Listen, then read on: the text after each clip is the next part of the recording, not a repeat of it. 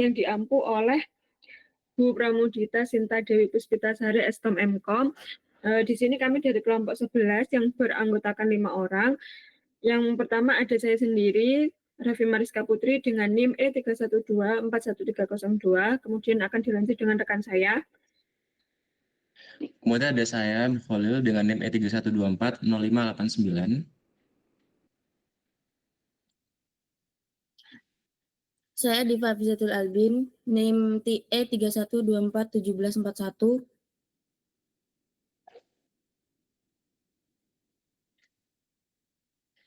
Saya Muhammad Asadi Ridho Syafi'i dengan NIM E31240355.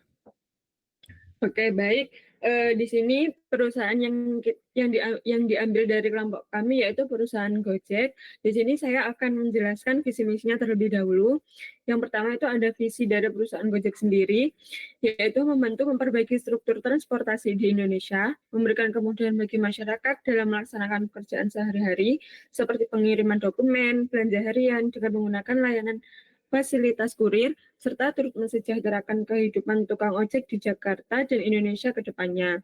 Kemudian dilanjut dengan misi dari perusahaan Gojek sendiri. Yang pertama itu ada menjadikan PT Gojek Indonesia sebagai jasa transportasi tercepat dalam melayani kebutuhan masyarakat Indonesia. Kemudian yang kedua, menjadikan PT Gojek Indonesia sebagai acuan pelaksanaan kepatuhan dan tata kelola struktur transportasi yang baik dengan menggunakan kemajuan teknologi. Kemudian yang ketiga, meningkatkan kepedulian dan tanggung jawab terhadap lingkungan dan sosial. Kemudian yang keempat, memberikan layanan prima dan solusi yang bernilai tambah kepada pelanggan. Ada analisis SWOT yang akan dijelaskan oleh rekan saya. Dipersilakan.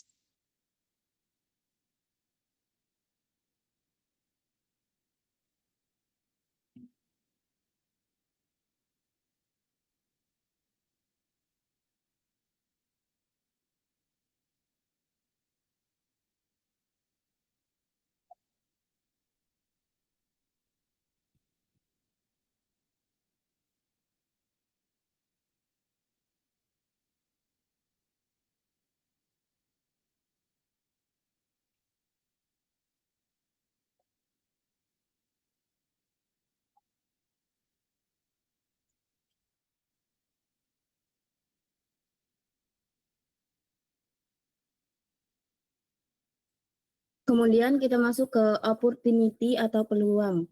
Di Indonesia sedang terjadi percepatan digitalisasi layanan. Ini tentu sangat mendukung perkembangan Gojek.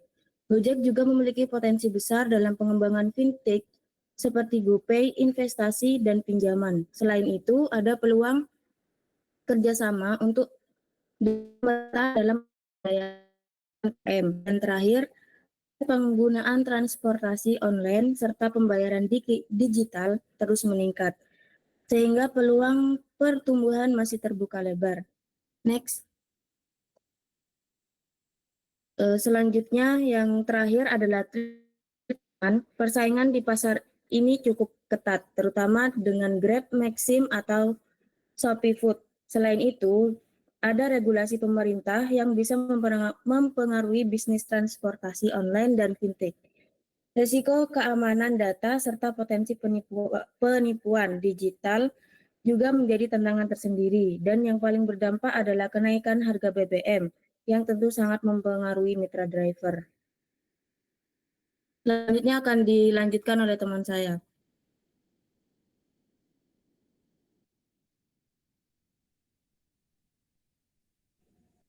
Selanjutnya yaitu Key Performance Indicators atau KPI. Yang pertama yaitu manajemen, pertumbuhan IMV, jumlah pengguna aktif bulanan, margin, keuntungan.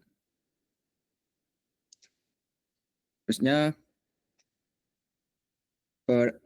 pemasaran, yaitu CAC, CLV, retensi pengguna, brand awareness. Selanjutnya yaitu operasional, jumlah pesanan harian atau readers, foods, send. Rata-rata penyelesaian order, tingkat kepuasan pelanggan. Selanjutnya HRD, retensi mitra driver, kepuasan mitra, jumlah pelatihan driver atau merchant. Selanjutnya customer service. Customer service waktu respon rata-rata CSIT dan NPS. Selanjutnya diteruskan oleh teman saya.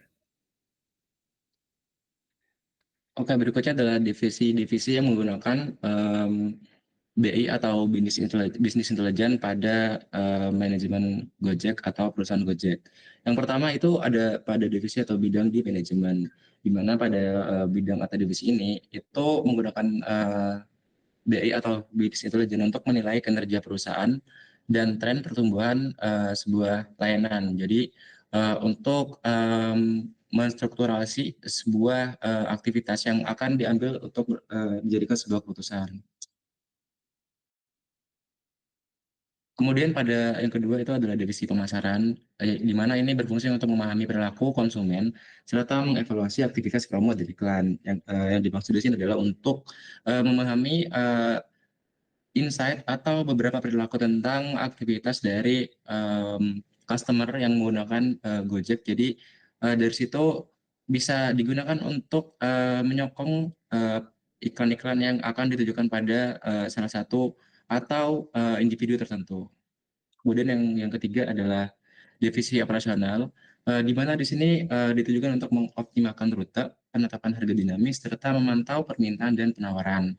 Jadi di sini itu BI digunakan untuk menetapkan harga yang dinamis dan serta memantau permintaan dan penawaran itu agar harga yang didistribusikan itu masih dalam kontrol dan bisa dilihat secara garis besar untuk dilihat secara garis untuk mengambil keuntungan dan menghitung kerugian. Kemudian divisi berikutnya itu ya HRD atau HRD, bertujuan untuk mengevaluasi performa driver, kebutuhan insentif, dan program pengembangan mitra. Yang dimana di sini yang dimaksud adalah driver-driver yang nanti akan atau khalayak yang mungkin akan jadi driver di sini itu akan diseleksi secara ketat karena ini menyangkut atau interaksi langsung kepada customer dan menyangkut kenyamanan, kebutuhan, dan juga kepuasan. Kemudian yang berikutnya adalah divisi customer service, yaitu untuk menganalisa keluhan, ulasan pengguna, serta memberikan rekomendasi peningkatan layanan.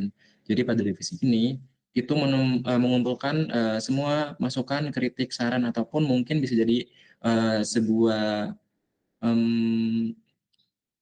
evaluasi juga. Jadi di sini akan dijadikan satu atau dijadikan sebagai indeks untuk mengambil sebuah keputusan apakah nanti bisa dijadikan sebuah acuan untuk bisa dikembangkan kembali jika ada sebuah permasalahan agar bisa diperbaiki atau mungkin ada masukan yang lebih bisa menguntungkan untuk perusahaan.